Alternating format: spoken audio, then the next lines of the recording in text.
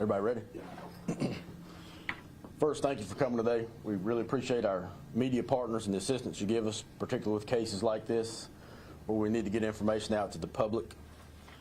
As we get started today, first I'm thankful to have with me Mr. Andrew Nestor, Henry County Commonwealth Attorney, Sergeant Adam Metzger from the Virginia State Police, Special Agent Dillard from the Virginia State Police, as well as members of my investigative team who were absolutely pivotal in this case, Investigator Evan Monroe, Investigator Ed Clark, Investigator Everett Harper.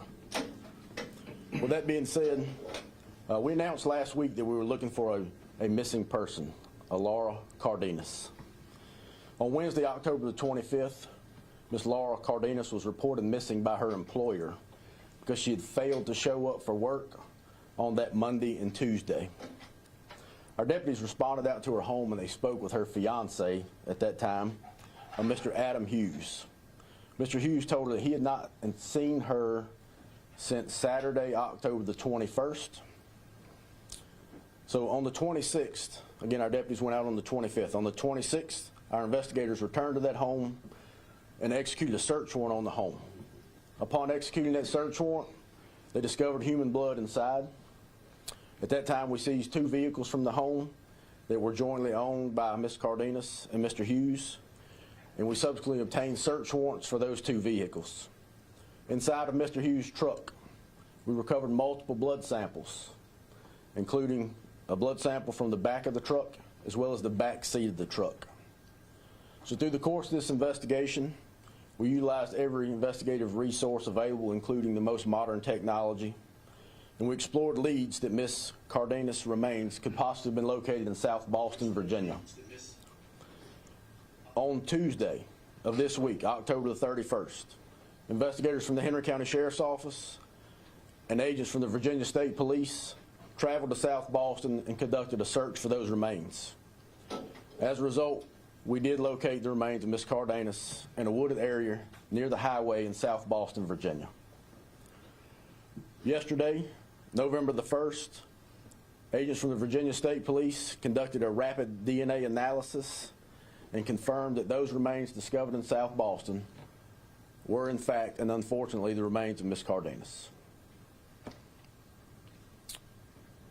During the investigation, we developed evidence that placed Adam Lee Hughes at the location where Ms. Cardenas' remains were located and recovered.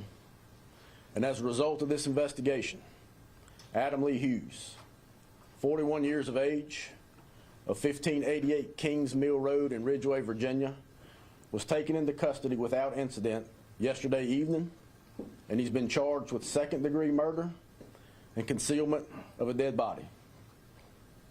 I'd like to thank the Henry County Commonwealth Attorney, Andrew Nestor, and his staff, the Virginia State Police, the South Boston Police Department, and all the deputies and investigators from the Henry County Sheriff's Office for their absolute tireless work to bring this killer to justice and provide closure for this family.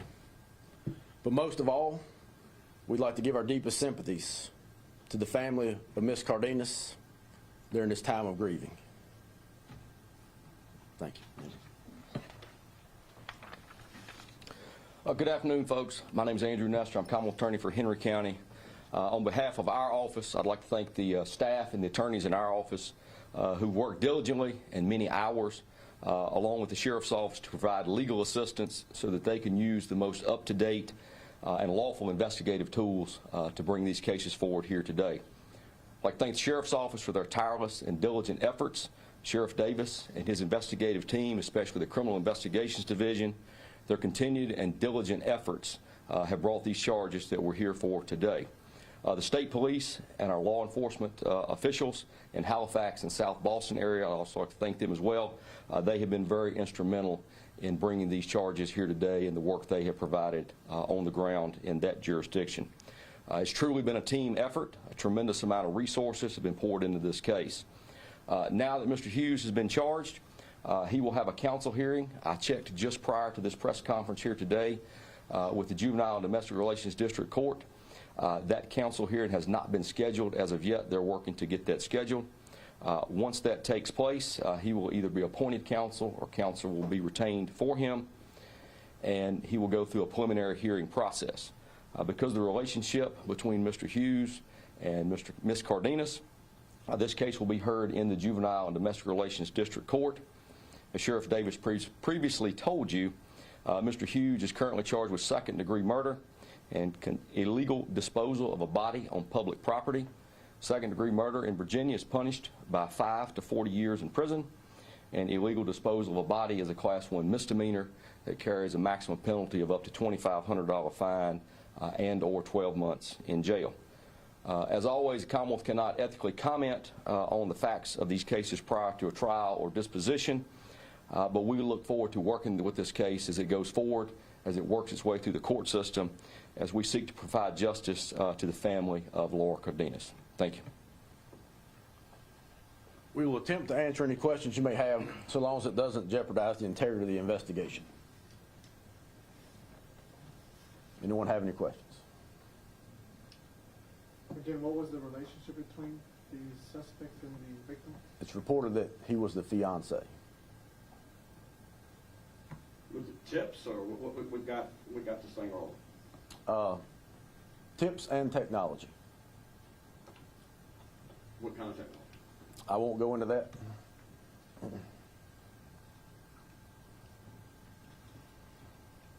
I miss the cause of death? The cause of death? We're still awaiting a finalized autopsy report from the Office of the Chief Medical Examiner.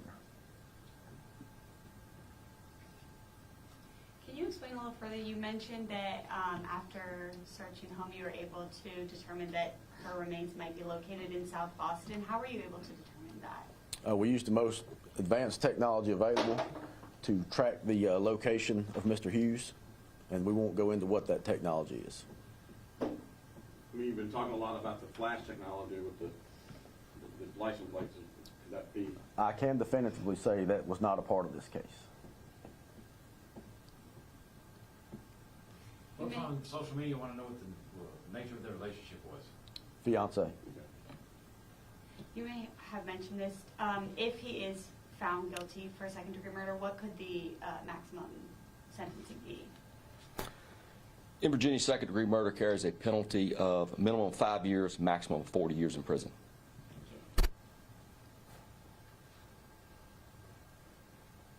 Sheriff, you got other cases going on right now with the homicide that took place the other day? Any developments on that? We'll have some announcements on that later this afternoon.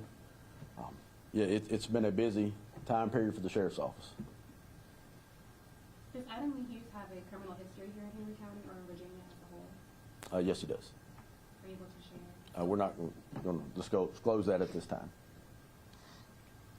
Can you say that one of those, somebody told us one of those instances was also with the victim? There had been a previous instance of domestic violence between them. Andrew, you want to comment on that? I can. Actually, our office researched that a little bit before we came here today in case we were asked that question. If I could refer to my notes briefly. On December the 6th, 2022, there was a case pending in the Juvenile and Domestic Relations District Court. Unfortunately, at that time, the victim recanted her testimony. No probable cause was found, and the case was dismissed back on December 6th of 2022. And what was his age again? He's 41 years of age. Can you elaborate a little bit more on the efforts between the Sheriff's Office, investigators, and the Commonwealth Attorney? Because I believe it was October 21st, the last time she said, so the time frame that you all were able to find her remains and find the person you believe is responsible. So Virginia State Police assisted us with this in many ways. They have advanced cell phone technology, and they also have the ability to run rapid DNA testing, and both of those were pivotal in this case, as well as their assistance and manpower. They actually traveled with us to South Boston to locate and recover those remains. Did it make the investigation more complex when the body was in another jurisdiction? I won't say it made it more complex. It certainly statistically made it much more difficult that we were to find it. You mentioned it's a busy time for the sheriff's office right now. Do you have a message for the community, anyone who may be feeling a little uneasy right now? What I will say is what we've experienced is they're not random acts of violence. Henry County has experienced 8 homicides this year. In comparison, we had 8 last year. So I know some news outlets have reported a trend or an uptick, and that's just not the case. That's not accurate. Again, we had 8 homicides for the year 2022. This makes 8 for 2023. So there's not been a spike or an increase as been reported. However, we have had them in a much closer period of time for 2023. This makes 3 in a week. So the one thing about it is we have solved all 8 of those for the year 2023. For 2022, we solved 7 of them. I'd just like to reassure the community we're working hard.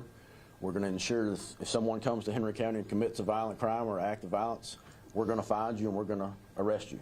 So that we will continue to work diligently to do so.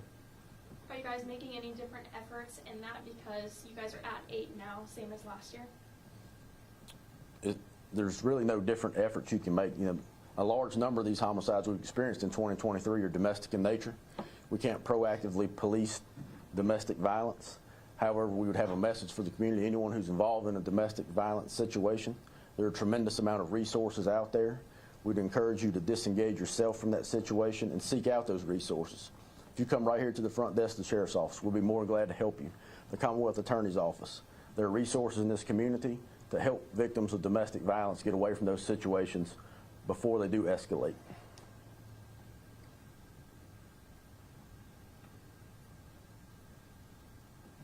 All right, thank you.